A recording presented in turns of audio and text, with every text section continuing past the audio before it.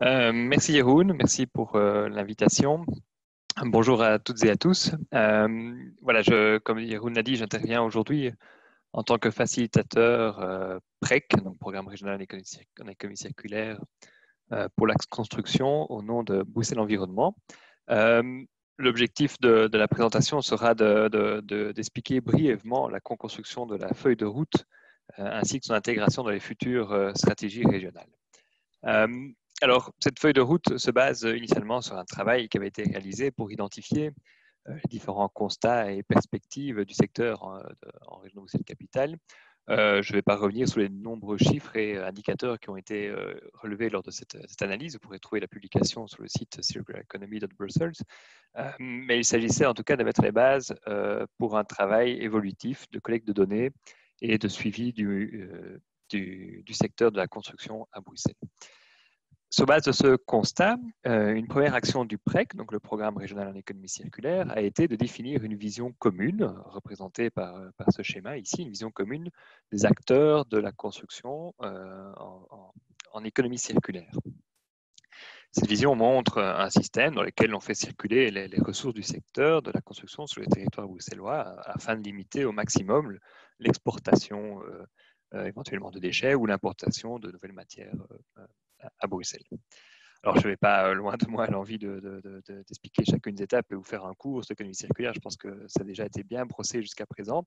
Mais en tout cas, ce schéma va nous servir par la suite pour expliquer l'évolution du PREC et de l'utilisation de cette feuille de route. Alors, si en 2017 et 2018, le focus était essentiellement mis sur les entreprises de construction, qui, comme on l'a vu, sont le cœur de la mise en œuvre dans les bâtiments, l'évolution du PREC, dans un deuxième temps, s'est développée sous deux autres axes. Donc là, on est ici maintenant en 2019, début 2019, deux autres axes qui ciblaient tout d'abord la conception, comment construire circulaire, puisqu'on peut estimer que, grosso modo, 80% de l'impact environnemental d'un bâtiment se détermine lors de la phase de conception et de production des matériaux. Et un second focus qui s'est mis en parallèle sur le réemploi des matériaux de construction. Et pour la suite, après 2019, ou en tout cas pour la deuxième moitié de 2019 et 2020, sur base de la vision qui avait été définie par l'ensemble des acteurs, il y a été entamé tout un travail de définition d'une feuille de route. Feuille de route qui entendait développer un nombre d'objectifs et de jalons, on va y revenir. Ce travail ne s'est pas fait seul par Bruxelles Environnement. De nombreux échanges avec les acteurs du secteur se sont déroulés, et notamment 3 workshops ont eu lieu concernant la conception et le réemploi, qui a abouti à une proposition de jalons et la structuration de ces jalons en 6 objectifs stratégiques. Ensuite, un deuxième workshop s'est déroulé autour de la conception circulaire, avec dans la foulée un troisième sur le réemploi et la logistique. L'ensemble des données ont été compilées et consolidées par Bruxelles Environnement, qui a ensuite soumis un travail, un document à une dizaine d'acteurs qui représentaient le secteur de la construction à Bruxelles, qui sont portés volontaires pour co-rédiger cette feuille de route.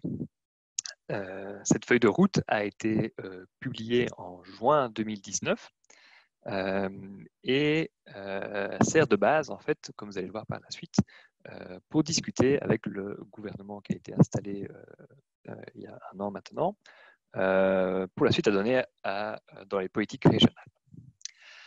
Alors, pour travailler la feuille de route, Bruxelles Environnement et les partenaires se sont évidemment basés sur la vision qui était de passer d'un modèle d'économie linéaire à un modèle d'économie circulaire, tout en gardant en tête les objectifs généraux du PREC, qui sont au nombre de 3, qui est de développer les opportunités économiques, de relocaliser l'économie et de créer de l'emploi. Cette feuille de route s'est structurée selon 6 objectifs stratégiques pour le secteur.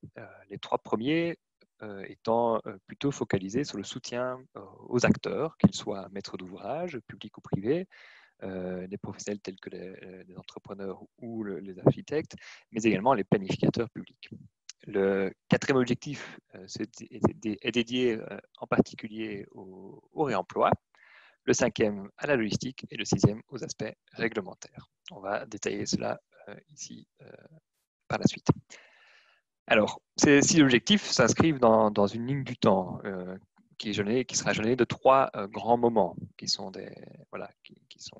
été planifiés pour faire évoluer le secteur.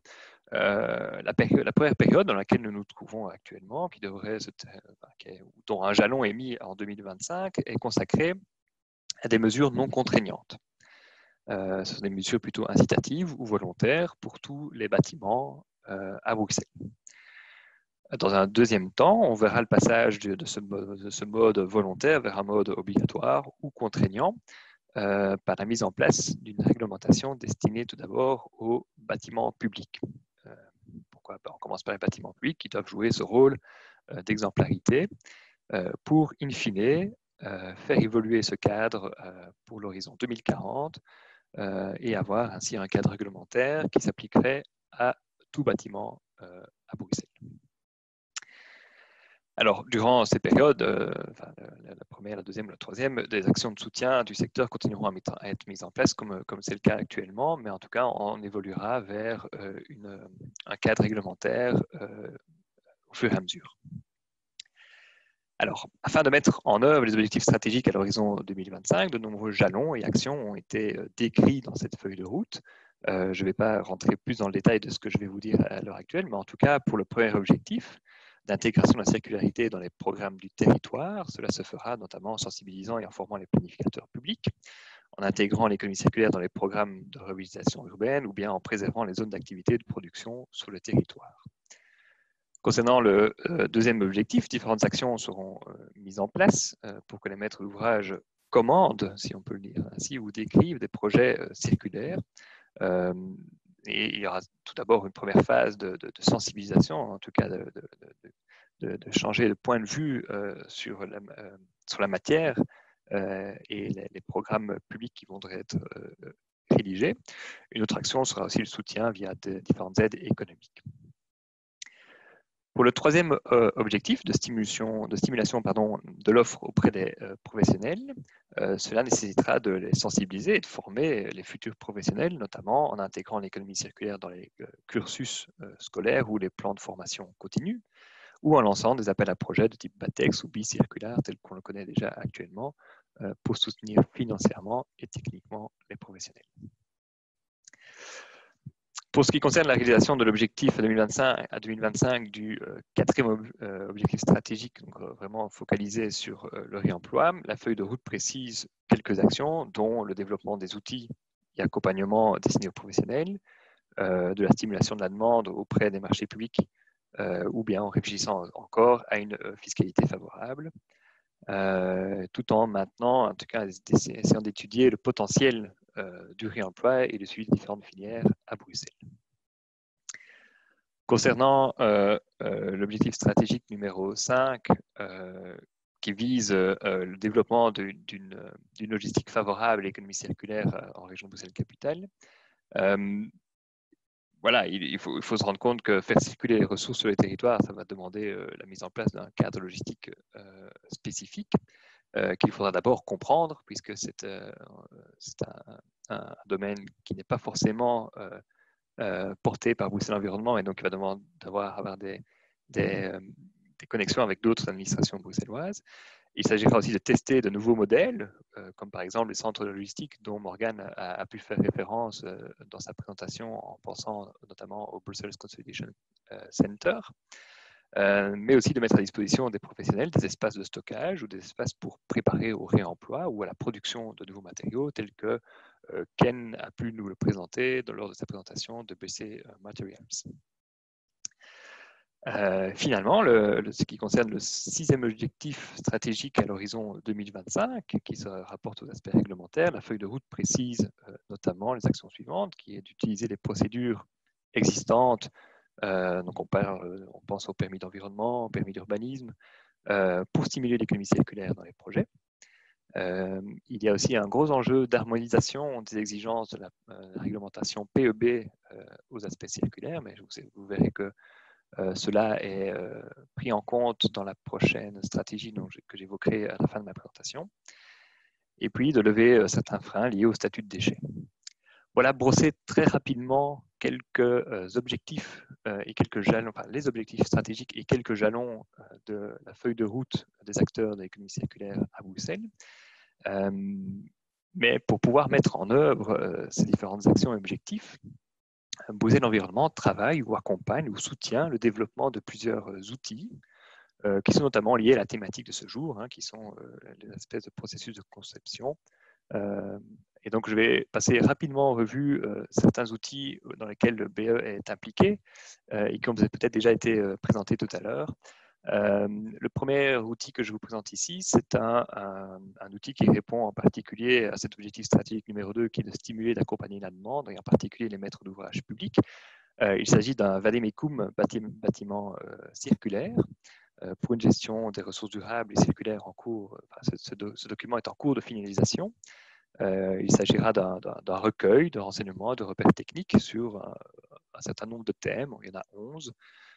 Choix des matériaux, conception versible, gestion des déchets, donc un ensemble d'éléments qu'on a pu déjà parcourir aujourd'hui.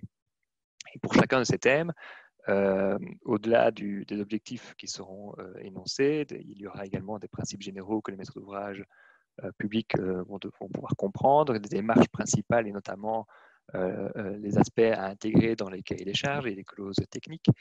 Et ainsi de nombreux exemples qu'on a déjà pu voir aussi aujourd'hui. Un deuxième outil qu'on a déjà évoqué aussi, c'est l'outil Totem qui est développé par les 3 régions avec le soutien du fédéral. C'est assez important que pour le mentionner. Cet outil vise à objectiver ou réduire les impacts environnementaux des bâtiments sur tout leur cycle de vie et répond à un des objectifs stratégiques de la feuille de route. Alors, en 2-3 mots, pour juste peut-être compléter ce qu'on a déjà pu dire aujourd'hui, c'est qu'en ce moment, l'outil Totem intègre l'économie circulaire et la rénovation selon 2 aspects. Pour la rénovation, un matériau qui serait maintenu en place prendrait le statut d'existant et seules les étapes du cycle de vie concernant l'utilisation, la maintenance et le remplacement sont prises en compte. Pour ce qui concerne les aspects réemploi, à l'heure actuelle, le statut dans l'outil Totem est de dire que ce produit, ce matériau est réemployé. Et dans ce cas, seules les étapes de cycle de vie concernant la mise en œuvre et l'utilisation sont prises en compte. Alors, Totem est un outil évolutif et les prochaines évolutions attendues pour l'outil concernent notamment l'intégration des déclarations environnementales des produits, l'intégration des méthodes de calcul liées à la réglementation PEB, des échanges possibles avec les outils BIM et en particulier pour l'économie circulaire, une évolution de la méthode de calcul pour l'intégration de la conception circulaire et l'utilisation des éléments rénovés ou réemployés. Un autre outil dans lequel Bruxelles Environnement a pu participer, en tout cas au travers son intégration dans ce projet européen qui est le BAMB, Building as Material Banks. Bon, BAMB a produit pas mal de délivrables et de résultats, mais ici je mentionnerai la méthodologie d'évaluation de la circularité des bâtiments qu'ils ont réalisé, donc le Circular Building Assessment.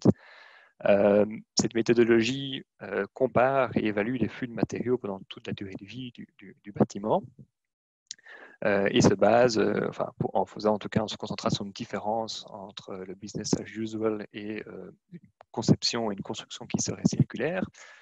Cette méthodologie se base sur 2 autres outils qu'ils ont également pu développer dans le cadre du projet. Le premier qui est le Reversible Building Design Tool, il s'agit plutôt d'un protocole de conception qui informe et qui aide en tout cas des concepteurs et décideurs sur la capacité de transformation et le potentiel de réutilisation des éléments qui seraient mis en œuvre dans le bâtiment. Le deuxième outil dont on a aussi parlé, donc je vais aller plutôt droit à ce que BAMB a fait, ce sont les passeports matériaux qui, bien comme Morgane a pu l'expliquer, rassemblent un certain nombre de données, des caractéristiques propres au produit. Ici, la particularité du projet BAMB est qu'ils ont produit plus de 300 passeports matériaux et tout ça est centralisé sur une plateforme qu'ils ont également créés. Un autre outil à destination des professionnels, mais pas uniquement, c'est le guide bâtiment durable, qui tend à étoffer ses contenus en matière d'économie circulaire. Alors, j'ai repris ici je cite deux dossiers qui sont le réemploi, la réutilisation des matériaux de construction ou bien le dossier construire réversible et circulaire. Mais au-delà des dossiers, il y a énormément de dispositifs qui sont décrits et de nombreuses études de cas. Donc, ce guide est en mise à jour continue et est une source d'information assez intéressante pour les professionnels. Je terminerai ce tour d'horizon des différents outils, outils et projets dans lesquels Bruxelles Environnement est impliqué en mentionnant le projet FCRBE qui répond à un des objectifs stratégiques de la feuille de route qui est le 4e, puisqu'il s'agit de développer les filières de réemploi. FCRBE, comme Morgane a pu le mentionner, c'est un projet Interreg européen qui se focalise essentiellement sur le réemploi, donc facilitating the circulation of reclaimed building elements. Le projet est assez ambitieux dans les délivrables qu'il compte produire, et il vise surtout à augmenter de plus de 50% la quantité d'éléments de construction récupérés sur le territoire nord-ouest européen. Le projet vise à produire notamment une méthode d'audit avant démolition pour les éléments réutilisables, des méthodes de spécification innovantes pour les produits de récupération, un répertoire en ligne qui documente plus de 1500 opérateurs spécialisés dans la réutilisation, et puis le résultat de nombreuses opérations pilotes disséminées sur les régions du projet. Alors pour le moment, les deux premiers résultats sont publiés et disponibles sur le site du projet, et les autres résultats arriveront par la suite. Alors, tout ça cadrait, ceci constituait, si vous voulez, un aperçu rapide, j'en conçois, de la manière avec laquelle la feuille de route a été tout d'abord créée et puis conduite jusqu'à présent.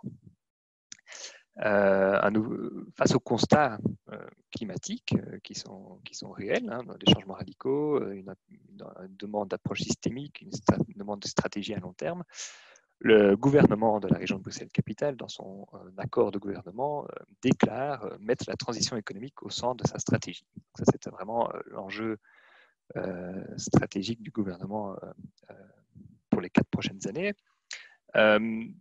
Et cette ambition vise à répondre à des objectifs environnementaux en termes d'émissions directes, notamment avec les objectifs du Plan national d'énergie et climat, mais aussi de répondre aux enjeux des émissions indirectes et de viser en 2050 une neutralité carbone. Alors, on sent bien que là, on parle en fait sur deux thèmes qui sont les aspects énergétiques et les aspects matériels, et si bien que l'accord de gouvernement a mis les bases, en tout cas, pour une nouvelle stratégie à Bruxelles, qui est la stratégie Go for Brussels 2030. Cette stratégie s'articule autour de 2 axes. Tout d'abord, de développer une stratégie qui organise la décarbonisation de l'ensemble des secteurs bruxellois et qui renforce son soutien au secteur de l'économie circulaire et régénérative, ainsi que la digitalisation de l'économie. En particulier pour le secteur de la construction, d'appuyer la création des alliances emploi-environnement.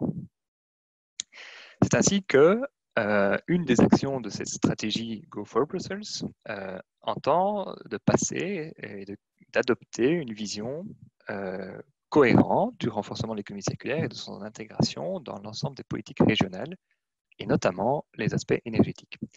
Ainsi, une alliance emploi-environnement-finance sera mise sur pied et aura un focus particulier sur la rénovation du bâti.